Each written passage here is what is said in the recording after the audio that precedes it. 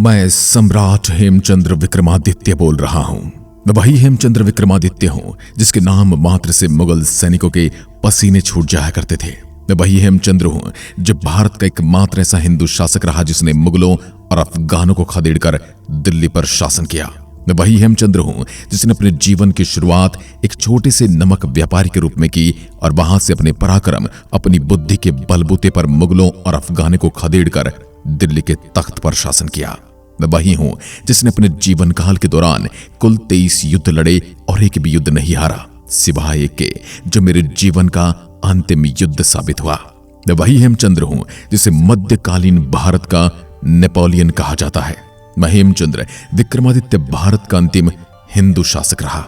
आज मैं आपको उस अतीत के बारे में बताऊंगा जिसको इतिहास के पन्नों में दबा कर रख दिया गया है कि कैसे मैंने उस समय की सबसे शक्तिशाली रियासतों को धूल चटाई और कैसे एक नमक व्यापारी से चलकर दिल्ली के तख्त पर शासन किया।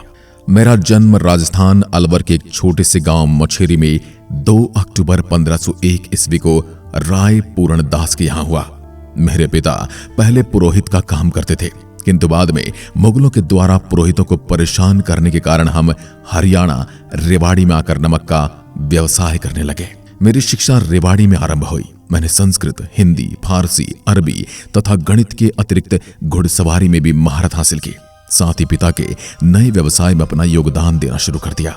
अल्पायु से ही मैं शेरशाह सूरी के लश्कर को अनाज एवं बंदूक चलाने में प्रयोग होने वाले प्रमुख तत्व पोटेशियम नाइट्रेट अर्थात शोरा उपलब्ध कराने लगा।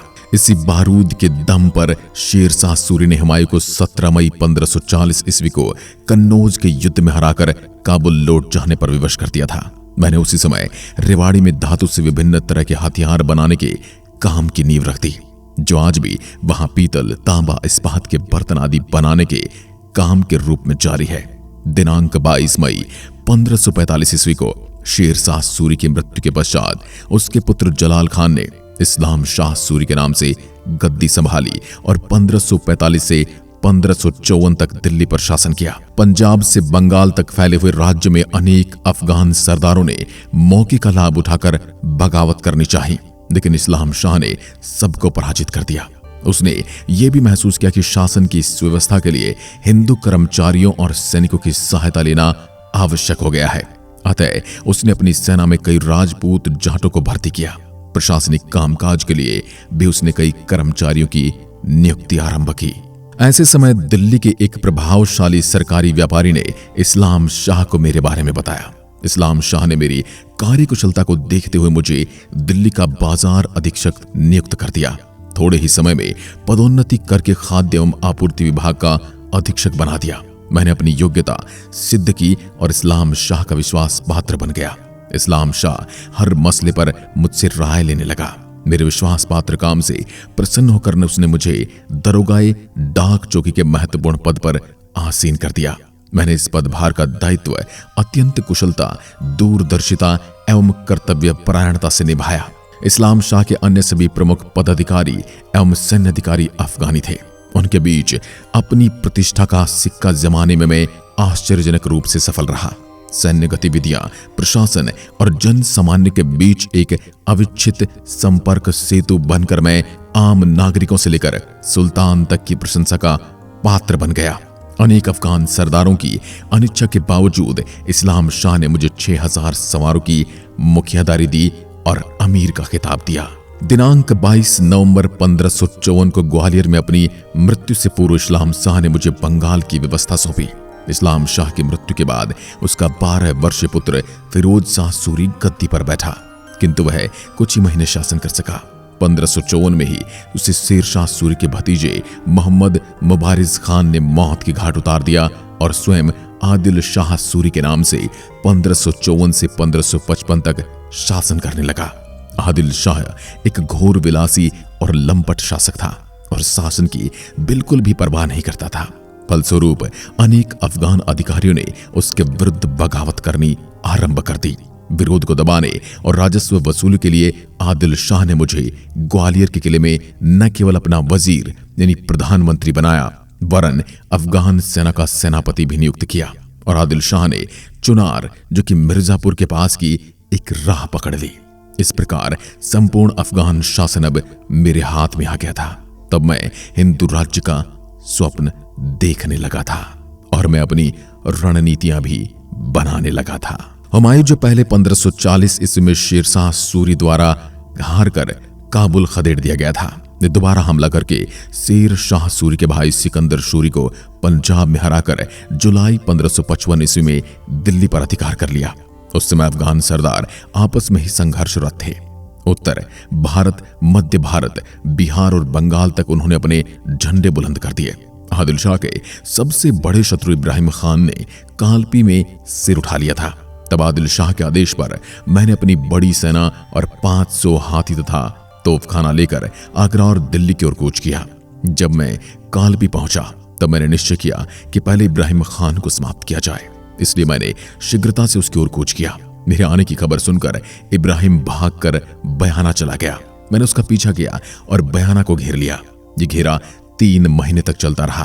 तभी मुझे आदिल शाह का आदेश प्राप्त हुआ कि बंगाल के सूबेदार मोहम्मद खान गोरिया ने विद्रोह कर दिया है।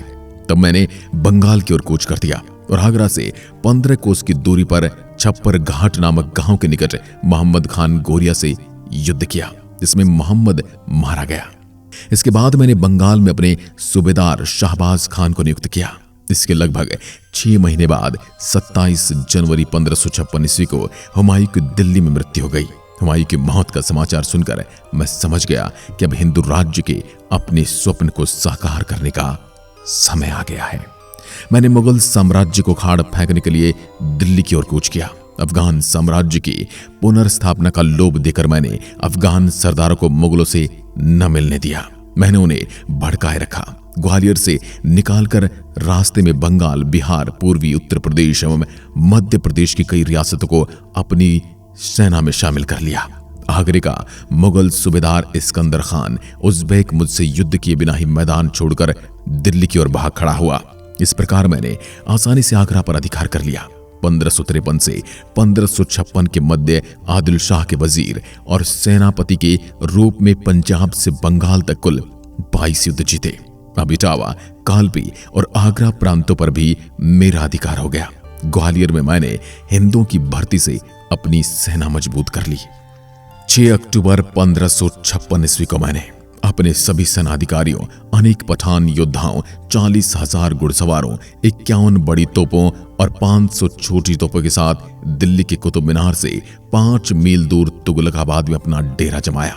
दिल्ली के सूबेदार तारगी बेग खान ने मेरा मुकाबला करने का प्रयास किया और अंत में अपनी जान बचाकर युद्धस्थल से भाग खड़ा हुआ। इस युद्ध में लगभग 3000 मुगलों का सफाया कर दिया गया था। इस वजह से काफी धन, 1000 अरबी घोड़े, लगभग 1500 हाथी तथा एक विशाल सेना इकट्ठी हो गई थी। मैंने अफगान सेना की कई टुकड़ियों को प्रचुर धन देकर अपनी ओर कर लिया। अगले दिन दिनांक 7 अक्टूबर 1556 ईस्वी दिल्ली के पुराने किले में अफगान और हिंदू सेना नायकों के सानिध्य में पूर्ण हिंदू धार्मिक विधि से मेरा राज्याभिषेक हुआ और मैंने प्राचीन काल के अनेक हिंदू राजाओं की भांति विक्रमादित्य की उपाधि धारण की। अपने कौशल, साहस और पराक्रम के बल पर मैं अब सम्राट हेमचंद्र विक्रमादित्य के नाम से देश की शासन सत्ता के सर्वोच्च शिखर पर आसीन था। मुस्लिम शासन के लगभग 364 वर्ष बाद दिल्ली पर हिंदू शासन स्थापित हुआ।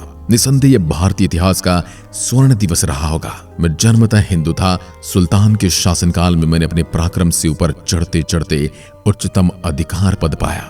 अपने हिंदू धर्म को तनिक भी आंच न लाते हुए हिंदू के रूप में ही मैंने सारी बादशाहत मुट्ठी में कर ली थी। अब तो खुलेआम हिंदुत्व का झंडा फहरा दिया। मैंने संपूर्ण मुस्लिम सुल्तान शाही को मिटाकर हिंदू साम्राज्य खड़ा कर दिया।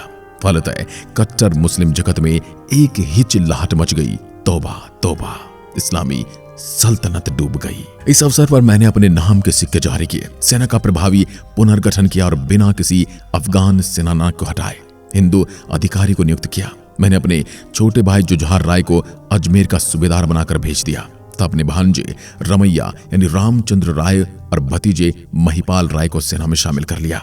उधर मैं काबुल पर हमले की तैयारी कर रहा था और मैंने अपनी सेना में कई बदलाव भी किए। जिस समय हुमायूं की मौत हुई थी यानी 27 जनवरी 1556 को, उस समय उसका बेटा अकबर 14 वर्ष का बालक मात्र था।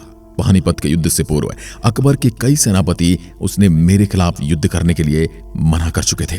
तथापि अकबर के संरक्षक बैरम खान ने अकबर को दिल्ली पर नियंत्रण के लिए मुझसे युद्ध करने के लिए प्रेरित किया। दिनांक 5 नवंबर 1556 ईस्वी को युद्ध प्रारंभ हुआ। इतिहास में यह युद्ध पानीपत के द्वितीय युद्ध के नाम से प्रसिद्ध हुआ। मेरे भय और अपनी सुरक्षा के विचार से अकबर और बैरम खान ने स्वयं इस युद्ध में भाग नहीं लिया और वे दोनों युद्ध क्षेत्र से 8 मील की दूरी पर सोंदापुर गांव के शिविर में रहे, किंतु मैंने स्वयं अपनी सेना का नेतृत्व किया। यद्यपि मुगल सेना की जीतने की आशा न के बराबर थी और अकबर को काबुल भाग जाने की सलाह दी जाने लगी थी, फिर उनका सामना सीधा मुझसे था, जिसके नाम से मुगलों के देवता कूच कर जाते थे और मेरी हरावल में बलिया, आगरा के उन भोजपुरी वीरों की बहुतायत थी जिन्होंने कुछ ही साल पहले शेरशाह के संचालन में बाबर के लड़ाकों के पैर उखाड़ दिए थे।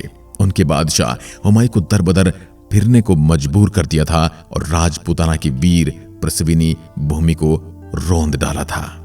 हमारी सेना में कुल 1 लाख सैनिक थे, जिसमें 30,000 राजपूत, शेष अफगान पैदल तथा अश्वरोही थे। इसी के साथ ही लगभग 1500 हाथी थे, जिनमें सवार योद्धा, धनुर्धारी तथा बंदूकधारी थे। हाथी भी सुरक्षा कवच धारण किए हुए थे। इसके विपरीत मुगल सेना में कुल 20,000 अश्वरोही सैनिक थे। मैंने रास्ते में अपनी अग्रिम टुकड़ी को मुबारक खां और बहादुर खां के नेतृत्व में अपने तोपखाने की अधिकांश टुकड़ी के साथ मुगल सेना का सामना करने के लिए पानीपत भेजा। अकबर की सेना की अग्रिम टुकड़ी का नेतृत्व अली कुली खान शायबानी कर रहा था। इस आरंभिक मुठभेड़ में अकबर की सेना ने हमारे इस टुकड़ी को कूटनीतिक चालों एवं साहसिक योजना के द्वारा पराजित कर दिया, जिसके परिणाम स्वरूप हमारे सैनिक अपनी तोपों को छोड़कर मैदान से पीछे हटे। लेकिन फिर हम अपने हाथियों के साथ आगे बढ़े और हमने ऐसी दृढ़ता से मुगल सेना पर आक्रमण किया कि मुगल सेना का बायां पक्ष हिल उठा। कुल मिलाकर मुगल सेना दहशत में थी और हमारी सेना की विजय निश्चित थी। मैं स्वयं हवाई नामक एक विशाल हाथी पर सवार होकर सेना का संचालन कर रहा था। इसी समय हमारी सेना के दाएं भाग का नेतृत्व कर रहे शाही खां काकर तथा सहयोगी भगवान दास युद्ध में मारे गए। परंतु तभी एक ऐसी घटना घटी जिसने युद्ध का चित्र बदल कर रख दिया। मैं अपने हाथी पर खड़ा तीरों की मार कर रहा था। स्वयं शत्रुओं के अनेक तीरों के निशाने मुझ पर थे। सहसा एक तीर मेरी आंख में आ लगा। इस परिस्थिति में भी मैंने वीरता का परिचय देते हुए तीर निकालकर एक साफे के द्वारा आंख पर पट्टी बांध ली और युद्ध जारी रखा। किंतु घाव गहरा होने के कारण मैं मूर्छित होकर हौदे में गिर पड़ा। उसी समय महावत भी मारा गया। घायल अवस्था अली कुली खान द्वारा मुझे बंदी बना लिया गया और दरबार में घायल अवस्था में बैरम खान द्वारा मेरा सिर धड़ से अलग कर दिया गया। और अब फिर से दिल्ली पर मुगल शासन स्थापित हो जाता है। मेरी मृत्यु के बाद दिल्ली पहुंचकर अकबर ने कत्लेआम करवाया ताकि लोगों में भय का संचार हो और वो दोबारा विद्रोह यानी बगावत का साहस न कर सके। हमारे सैनिकों और भार्गवों के हजारों कटे हुए सिरों का बुर्ज बनाया गया। इतना ही नहीं, जश्न ए फतेह के लिए मेरा एक विशाल पुतला बनवाया गया और उसमें बारूद भरी गई और जबरदस्त आतिशबाजी के साथ उस पुतले में आग लगाई गई। इस सफलता के तुरंत बाद ही अकबर ने आगरे को भी अपने अधिकार में कर लिया और अपने सेनापति को भेजकर मेरी संपत्ति को जब्त करने का आदेश दिया तथा मुगलों का मेवात पर भी अधिकार हो गया। इसके साथ ही बैरम खान ने मेरे सभी सहयोगियों का कत्लेआम करने का निश्चय कर लिया। फलस्वरूप मेरे समर्थक अफगान अमीर और सामंत मारे गए या उन्होंने अकबर की अधीनता स्वीकार कर ली। बैरम खान के निर्देश पर उनके सिपह सलार नासिरुल मुल्क मौलाना पीर मोहम्मद खान शेरवानी ने हेमचंद्र के पिता राय पूर्णदास को बंदी बना लिया, उनके टुकड़े टुकड़े कर डाले। फिर बैरम खान ने मेरे समस्त वंशधरों यानी संपूर्ण भार्गव कुल को नष्ट करने का आदेश दिया। अलवर, रेवाड़ी, नारनौल, आनोड़ा आदि क्षेत्रों में बसे हुए दूसरे वैश्य कहलाए जाने वाले भार्गव जनों को चुन चुनकर बंदी बनाया गया। मेरी मृत्यु के बाद दूसरे वैश्य समाज के लोग हरियाणा व दिल्ली से पूर्व की ओर पलायन करने लगे और गंगा के किनारे वर्तमान में उन्नाव तथा रायबरेली के बैसवारा में क्षेत्रों में बस गए। अगरचंद नाहटा ने लिखा है, सम्राट हेमचंद्र विक्रमादित्य ने भले ही बस 1 महीने या 4 महीने ही राज किया हो, पर शताब्दियों के इस्लामी साम्राज्य के बीच उनके जितना प्रभावशाली व्यक्तित्व अवश्य ही भारतीय इतिहास का एक महत्वपूर्ण अध्याय है। संयोगवश उनकी आंख में तीर लग जाने से अकबर का राज्य हो गया, पर हेमचंद्र की महत्वाकांक्षा की अवश्य दाद देनी पड़ेगी। भारतीय इतिहास का वह उज्जवल नक्षत्र था, उसके संबंध में आधिकारिक जानकारी प्राप्त करना प्रत्येक देशवासी और इतिहास प्रेमी का कर्तव्य हो जाता है। दोस्तों, ये थी सम्राट हेमचंद्र विक्रमादित्य की वीर गाथा। न जाने कितने ऐसे वीर हुए जिन्होंने इस मातृभूमि की रक्षा के लिए अपने प्राण न्यौछावर कर दिए हैं, अपने कुल का बलिदान दे दिया है। उन्हीं में से एक थे सम्राट हेमचंद्र विक्रमादित्य। दोस्तों, आपको वीडियो पसंद आई तो लाइक करना ना भूलें तथा हमारे ऐसे महान योद्धा के लिए कमेंट में 2 लाइन अवश्य लिखी जाएं। अपने परिजनों दोस्तों के साथ वीर गाथा को साझा जरूर करें। एक बार फिर मिलते हैं किसी और महान योद्धा की वीर गाथा लेकर। तब तक के लिए नमस्कार, जय हिंद, जय भारत।